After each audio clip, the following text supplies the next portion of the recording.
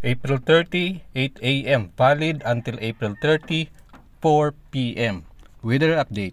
Maulap na kalangitan na may kalat-kalat na pag-ulan, minsan malakas, at dulot po ng ITCZ. Sa mga lugar ng Davao Region, Surigao del Sur, South Cotabato, Sultan Kudarat, Sarangani, Zamboanga del Sur, Zamboanga Sibugay, Basilan, Sulu, Tawi-Tawi, Northern Mindanao, Dipolog at Lanao.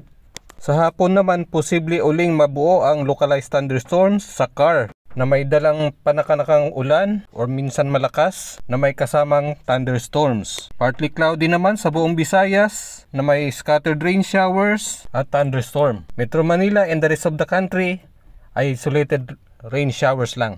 Nadulot pa rin ng easterlies. Patuloy lang po sa pag-follow sa ating Facebook page at subscribe sa ating YouTube